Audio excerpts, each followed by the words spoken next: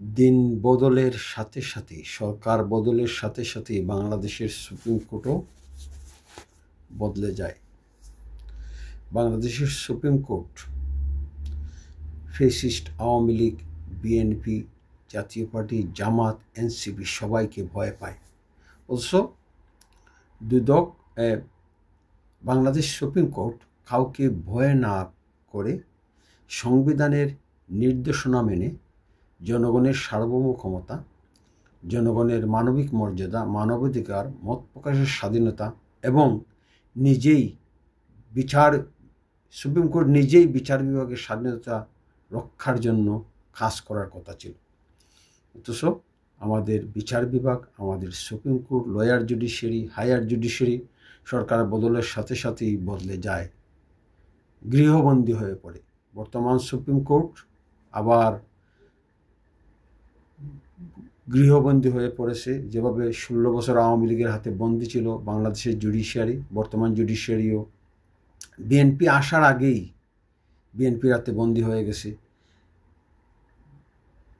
Doctor ইউনূসের সরকার ক্ষমতায় আসার পর, এত বড় একটা বিপ্লব সংগঠিত হওয়ার পরও সুপ্রিম কোর্ট কেন যে বিএনপির হাতে, জামাতের হাতে, এনসিপির হাতে বন্দী হয়ে গেল? 2007 সালের তত্ত্বাবধায়কের আমলে যে দুদক যে মামলা করেছিল, ওই মামলাগুলো এভিডেন্সের ভিত্তিতে করেছিল। এভিডেন্স ছাড়া দুদক কোনো মামলা দায়ের করতে পারে না। সেই মামলার ভিত্তিতে বিএনপির নেতাদের জেল জরিমানা হয়েছিল। বর্তমান সরকার, ইউনূসের সরকার আসার পরপরই আমাদের উচ্চ আদালত বিএনপির সব দুর্নীতিবাজ মন্ত্রী এমপিদের ক্লিন সার্টিফিকেট দিয়ে তাদের মামলা থেকে খালাস দিচ্ছেন, বলছেন মামলাগুলা সঠিকভাবে কোর্ট রায় দেয়নি। এইভাবে বাংলাদেশ সুপ্রিম কোর্ট বাংলাদেশের বিচার বিভাগের মান মর্যাদা রক্ষা করতে পারবে না। বা সুপ্রিম কোর্টের বিচারপতিদের বোঝা উচিত, বর্তমানে প্রিন্ট মিডিয়ার যুগ, সামাজিক যোগাযোগ মাধ্যমের যুগ, জনগণ তাদের উপর গভীরভাবে তাদের পর্যবেক্ষণ করছে। এইভাবে আওয়ামী লীগের হাইকোর্টের বিচারপতিদের মতো বর্তমানের সুপ্রিম কোর্টের বিচারপতিরা বিএনপির হাতে বন্দী হলে পরে চলবে না, জামাতের হাতে বন্দী হলে পরে চলবে না। সুপ্রিম কোর্ট গতকাল জামাতের একজন রাজনৈতিক নেতাকে মুক্তি দিয়েছেন, যুদ্ধাপরাধের মামলা থেকে খালাস দিয়েছেন। তাইলে 71-এর যুদ্ধাপরাধ কে করেছিল? তাইলে থেকে বাংলাদেশে কোনো যুদ্ধাপরাধ হয়নি? বাংলাদেশের সুপ্রিম কোর্টকে খুব সাবধানে পরিবাহিত হবে। 2024-এর রক্তাক্ত রেভলিউশন থেকে বাংলাদেশ সুপ্রিম কোর্টকে শিক্ষা নিতে হবে। রাজনৈতিক দলগুলার দালালি করলে সুপ্রিম কোর্টকে চলবে না। সুপ্রিম কোর্টকে দালালি বন্ধ করতে হবে। সুপ্রিম কোর্টের বিচারপতিদের সাংবিধানিক শপথ রক্ষা করে কোনো দলের হয়ে কাজ করার দরকার নেই। সাংবিধানিক শপথ নেওয়ার পর সুপ্রিম কোর্টের কোনো বিচারপতি আর তার কোনো দলীয় পরিচয় থাকতে পারে না, তিনি যে দল থেকেই আসুন না কেন। আর বাংলাদেশে সুপ্রিম কোর্টে কোনো রাজনৈতিক ব্যক্তিকে যাতে বিচারক হিসেবে নিয়োগ নেওয়া হয়, এই ধরনের একটা বিচারক নিয়োগ আইন করা দরকার। মানে আমাদের ভবিষ্যৎ অন্ধকার। যেইভাবে সুপ্রিম কোর্ট বিএনপির আমলের সব অপরাধীদের ক্ষমা করে দিচ্ছে, মামলা থেকে খালাস দিচ্ছে, 21শে আগস্টের মামলা কিছুই নাই, অস্ত্রটাকের মামলা ভুয়া, এসব মামলা থেকে সব আসামিদের খালাস, এরপরে যুদ্ধাপরাধের মামলা থেকে আসামিদের খালাস, এইভাবে চললে বাংলাদেশের অস্তিত্ব থাকবে না। আমরা সুপ্রিম কোর্ট বিচার বিভাগকে নিয়ে গর্ব করতে পারবো না। আমাদের সুপ্রিম কোর্ট হবে আমেরিকার সুপ্রিম কোর্টের মতো, আমাদের সুপ্রিম কোর্ট হবে, আমাদের লোয়ার জুডিশিয়ারি হবে ইংল্যান্ডের মতো, নিউজিল্যান্ডের মতো। সুপ্রিম কোর্ট জাতিসংঘে তামাশা করতে পারে না।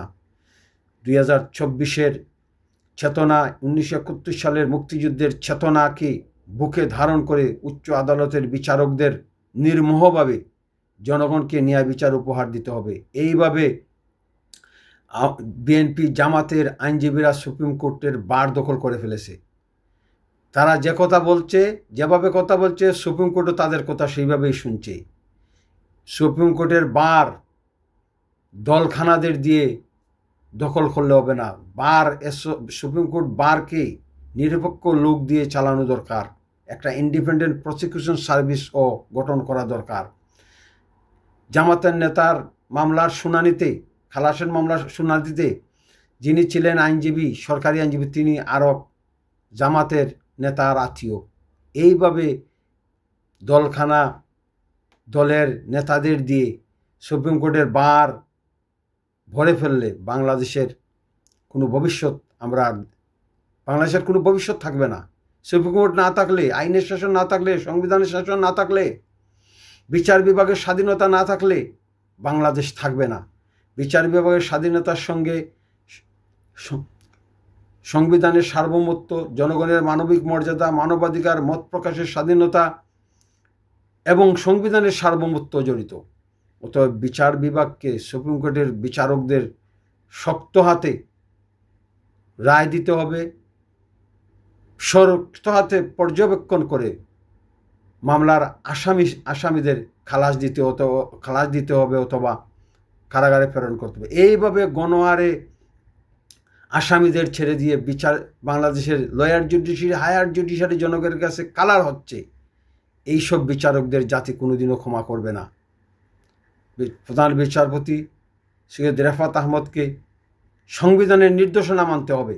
সংবিধানের নির্দেশনা মেনে তিনি জনগণকে ন্যায় বিচার উপহার দিবেন।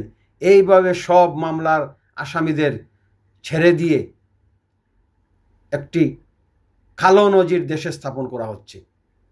তো আমরা জানি দুদক তার এভিডেন্সের বিরুদ্ধে মামলা করে এবং সেই মামলার ভিত্তিতে রায় হয়।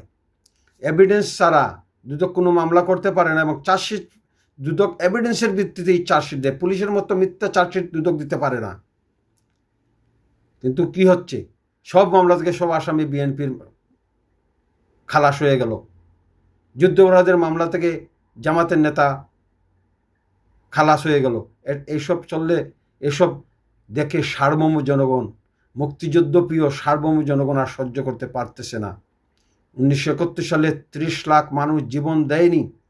2024-এ 2000 মানুষ এই জন্য বুকের তাজা রক্ত ঢেলে দেয়নি যে আমাদের উচ্চ আদালতের বিচারকেরা যে দলে ক্ষমতায় যায় তার হাতে বন্দী হয়ে যাওয়ার জন্য তার হাতে ধরা দিয়ে দেয়। এটা কি কোনো স্বাধীন বিচারকের কাজ হলো? এটা কি কোনো স্বাধীন বিচার ব্যবস্থার লক্ষণ? যে দল যায়, এখন বিএনপি ক্ষমতায় আসেনি, আসার আগেই উচ্চ আদালতের বিচারকরা বিএনপির হাতে ধরা দিয়ে দিছে। এরা জাতির সঙ্গে বেইমানি করতেছে। এদের বিরুদ্ধে সুপ্রিম জুডিশিয়াল কাউন্সিল গঠন করে এদের বিচার বিভাগ থেকে উৎখাত করা দরকার, যেভাবে আওয়ামী লীগের 30 জন বিচারককে উৎখাত করা হয়েছিল। এবং অবিলম্বে বিচারক নিয়োগ আইন করতে হবে ডক্টর ইউনূসকে। বিচারক নিয়োগ আইন ছাড়া এই দালাল মার্কা মানুষদের দিয়ে উচ্চ আদালত একসময় পরিপূর্ণ হয়ে যাবে। শুধু দালাল বিচারক, সংবিধানের রক্ষক কোনো বিচারক আমরা রক্ষক হিসাবে কোনো বিচারক আমরা পাবো না। আমরা এমন একটা উচ্চ বিচারক নিয়োগ কমিশন চাই যেটা লাইভ ব্রডকাস্ট করবে। একজন হাইকোর্টের বা আপিল বিভাগ বিচারপ্রার্থী একজন ব্যক্তির সরাসরি লাইভ অনুষ্ঠান করবে। তাকে জাজ অ্যাপয়েন্টমেন্ট কমিশনের চেয়ারম্যান এবং মেম্বাররা সরাসরি প্রশ্ন করবেন, আপনি কেন উচ্চ আদালতের বিচারক হতে চান, আপনার কী যোগ্যতা, আপনি কয়টি রায় দিয়েছেন, তার অতীতের যত ভালো ভুল ত্রুটি সব প্রকাশ্যে আলোচনা করে জাজ অ্যাপয়েন্টমেন্ট কমিশন যাকে ভালো মনে করবে তার নাম লিস্টেড করে রাষ্ট্রপতির কাছে পাঠাবেন। রাষ্ট্রপতি তাকে বিচারক হিসেবে নিয়োগ, এই ধরনের একটা ব্যবস্থা করা দরকার। এইভাবে সুপ্রিম কোর্টকে বিচারক নিয়োগ কমিশন ছাড়া বিচারক নিয়োগ দিয়ে ডক্টর ইউনূস সরকারও ভুল করেছে। এইভাবে প্রত্যেকটি সরকার বিচারক, সংবিধানের নির্দেশনা আছে বিচারক নিয়োগ কমিশন গঠন করা দরকার। এইভাবে বিচারক নিয়োগ কমিশন ছাড়া যাকে ইচ্ছা তাকে বিচারক হিসেবে নিয়োগ দিয়ে বিচার বিভাগকে ধ্বংস করা হচ্ছে গত 53 বছর ধরে। ডক্টর ইউনূস সরকারের জন্য দায়ী। আমরা চাই এমন একটা বিচার বিভাগ যে বিচার বিভাগের হাতে জনগণ নিরাপদ থাকবে এবং যে বিচার বিভাগের শক্ত অবস্থানের কারণে রাষ্ট্রের নিপীড়নের হাত থেকে, রাজনৈতিক দলগুলোর নিপীড়নের হাত থেকে জনগণ রক্ষা পাবে, পুলিশের নিপীড়নের হাত থেকে, বিজিবি র্যাবের নিপীড়নের হাত থেকে জনগণ সবসময় রক্ষা পাবে। এই ধরনের বিচার বিভাগ আমরা চাই।